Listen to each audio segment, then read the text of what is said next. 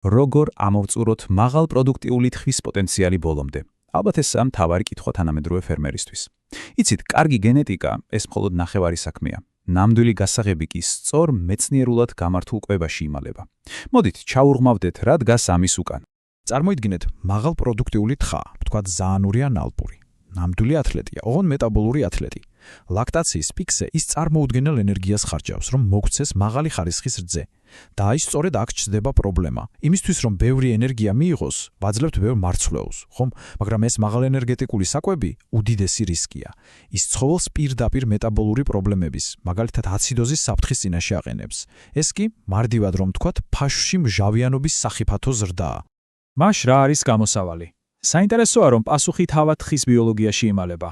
ყველაფერი მის საჭმლის მომნელებელ სისტემას და უფრო კონკრეტულად კი ფაშს უკავშირდება. აი ფაშვი.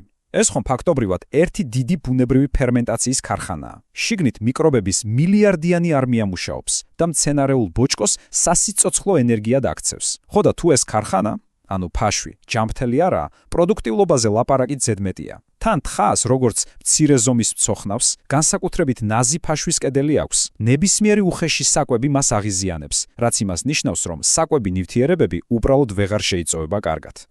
და აი სწორედ აქ ერთვება საქმეში თანამედროვე ტექნოლოგია. ამას ქვია დამსხრეული გარსის ტექნოლოგია. რას ნიშნავს ეს? წარმოიდგინეთ, ვიღებთ მარცვალს და სპეციალური მეთოდით ვამსხვრევთ მის მაგარ დამცავ გარს. ამის წყალობით შიგნით არსებული ყველა საკვები ნივთიერება მყისიერად ხელმისაწვდომი ხდება ფაშვის მიკრობებისთვის. დამიჯერეთ, განსხვავება უზარმაზარია. ჩვეულებრივ დაუმუშავებელ მარცვალს აქვს გარსი, რომელიც ფაქტობრივად აბჯარივითა.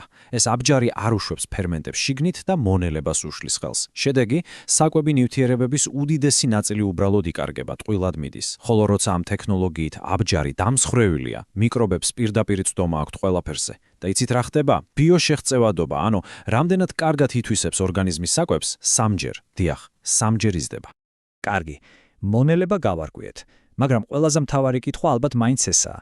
როგორ მოქმედებს ეს ყველაფერი რძის ხარისხზე? აი აქ უკვე სცენაზე გამოდის ერთი ძალიან განსაკუთრებული ტიპის ცილა. ამ ხრივ გადამწყვეტია ისეთი საკვები, როგორიცაა მაგალითად დამუშავებული ლუდის ჯომი. რატომ? იმიტომ რომ მასში არსებული ცილის ნახევარზე მეტი 55% არის ის, რასაც ბაიფას პროტეინს უწოდებთ. და ეს მერწმუნეთ, სულაც არაა ჩვეულებრივი ცილა. მას აქვს ერთი უნიკალური თვისება, რომელიც რძის წარმოებისთვის უბრალოდ სასიცოცხლოდ მნიშვნელოვანია. აი ნახეთ როგორ მუშაობს. ჩვეულებრივი ცილა ფაშვშივე იშლება. ბაიფას პროტეინი კი ის, ასე ვთქვათ, გვერდს უვლის ფაშოს და დაუშლელად მიდის პირდაპირ წვრილ ნაწლავში, სადაც შეიწოვება. რას ნიშნავს ეს? ეს ნიშნავს, რომ ყველა ძვირფასი ამინომჟავა პირდაპირ რძის წარმოებას ხმარდება და არა ცხოველის გასუქებას. შედეგი, რძე უფრო ცხიმიანი ხდება და მასში ცილის შემცველობაც იზრდება. ანუ ეს რთული მეცნიერული მექანიზმი საბოლოოდ ერთ რამეზე დადის. ვიღებთ მეტ და ბევრად მაღალი ხარისხის რძეს.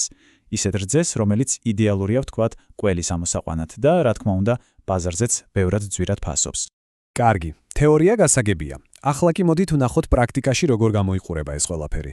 როგორია ოპტიმიზებული კვების რაციონი, რომ პიკურ პროდუქტიულობას მივახციოთ? მაშ ასე, დღიური რაციონი თითო თხაზე.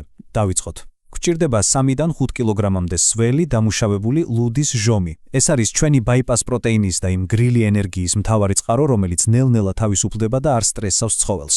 შემდეგ დაახლოებით 2 კილომდე კარგი ხარისხის თივა. ეს ფაშვის ჯანმრთელობისთვისაა აუცილებელი. დავამატოთ 9 კილომდე დაფქული ქერი ან სიმინდი, დამატებითი ენერგეტიკული ბიძგვისთვის. და ბოლოს არავითარ შემთხვევაში არ უნდა დაგვავიწყდეს 20-დან 40 გრამამდე საკვებით სარცი. ეს მინერალური ბალანსისთვისაა კრიტიკული. და აი შედეგი.